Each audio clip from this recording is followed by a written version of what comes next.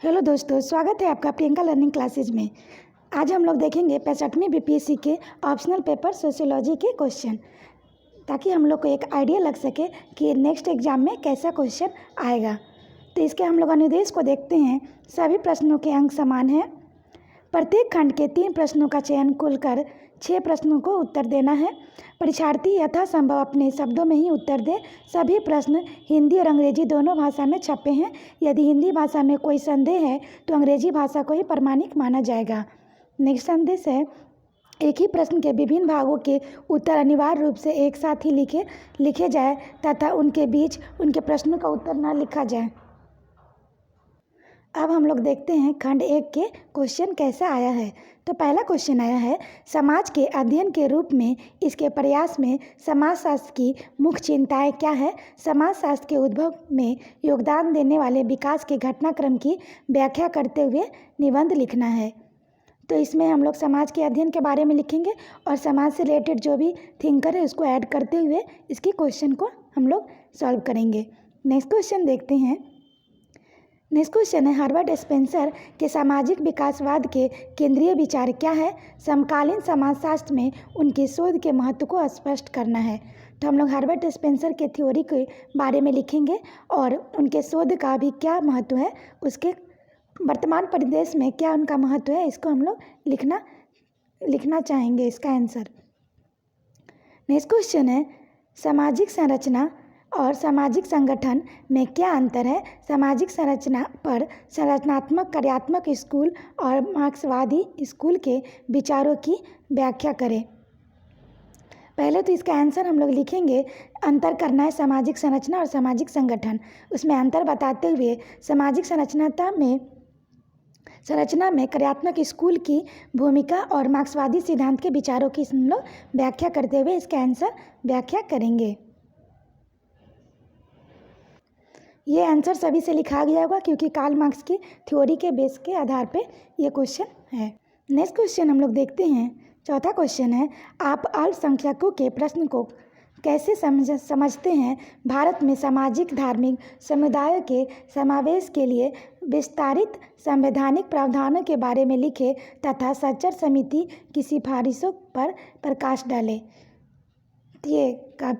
ये थोड़ा सा ट्विस्ट क्वेश्चन है। पहले तो हम लोग इसमें अल्पसंख्यक के प्रश्न को समझने के लिए एनालिसिस करना पड़ेगा और भारत में सामाजिक धार्मिक समुदायों के समावेशन को करते हुए उस संविधान में कौन कौन से आर्टिकल इसके लिए दिए गए हैं उसकी व्याख्या करेंगे और सच्चर समिति की सिफारिशों को देते हुए इसकी व्याख्या करेंगे।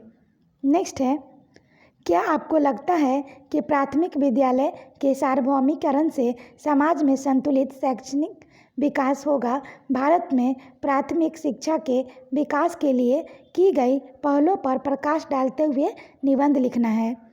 तो प्राथमिक स्तर पे जो समाज में शैक्षणिक विकास को संतुलन करना है उसके बारे में लिखना है और प्राथमिक शिक्षा के विकास के लिए कौन कौन से पहल किए गए हैं केंद्र स्तर या राज्य स्तर पे, ये दोनों को हम लोग लिख सकते हैं ताकि आंसर अच्छा हो सके।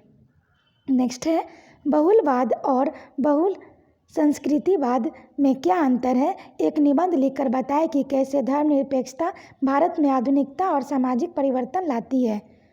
तो इसमें हम लोग पहले इसके अंतर को बताएंगे, बहुलवाद और बहुल संस्कृतिवाद में अंतर, फिर उसके बाद धर्मनिरपेक्षता के आधार पर आधुनिक परिदृश्य में कैसे ये अंतर आता है इसको दर्शाने का प्रयास करेंगे, तभी इसका आंसर पूर्ण माना जाएगा। अब हम लोग देखते हैं खंड 2 के बारे में। तो पहला क्वेश्चन है, भारतीय समाज में जाति व्यवस्था की विशिष्ट विशेषताओं के बारे में लिखें और चर्चा करें कि क्या जाति अन्य धार्मिक समुदायों के बीच भी भारतीय संदर्भ में संचालित है। इसके बारे में हम लोग जाति व्यवस्था के बारे में लिखेंगे और जाति और धार्मिक समुदाय के बीच भारतीय संदर्भ में उसके समन्वय को लिखना है। आशा है कि यह क्वेश्चन लिख लिए होंगे सभी। नेक्स्ट क्वेश्चन है, भारत में विवाह व्यवस्था पर और देश में विवाह प्रणाली को प्रभावित करने वाले हाल ही के विधानों पर प्रकाश डालते हुए भारत में विवाह प्रणाली में हो रहे बदलाव पर एक निबंध लिखना है। तो पहले तो इसमें विवाह क्या है, विवाह व्यवस्था क्या है, विवाह प्रणाली किन किन विधानों पर प्रभाव डालते हैं उस पर चर्चा करना है, और भारत में विवाह की प्रणाली को लेकर बदलाव को भी लिखना है। इसमें संविधान के कुछ आर्टिकल को भी दर्शा सकते हैं। नेक्स्ट क्वेश्चन हम लोग देखते हैं, बिहार राज्य में पंचायत राज प्रणाली की मुख्य विशेषता क्या है?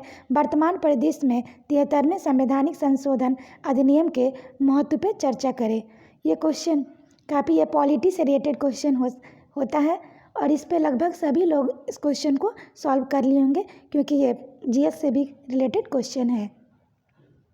नेक्स्ट क्वेश्चन हम लोग देखते हैं, भारत में जनसंख्या की संरचना, विशेषताओं और गतिशीलता पर एक निबंध लिखना है।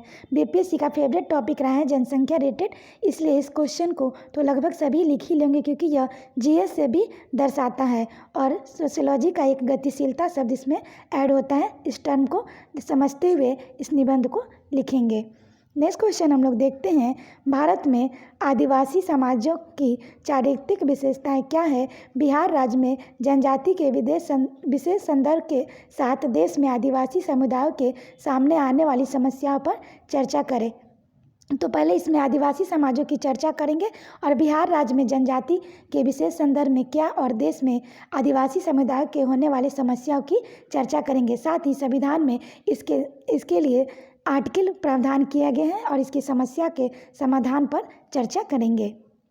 नेक्स्ट क्वेश्चन है, देश में महिलाओं की स्थिति को प्रभावित करने वाले मुद्दों पर प्रकाश डालते हुए समकालीन भारत में महिलाओं की स्थिति पर चर्चा करें।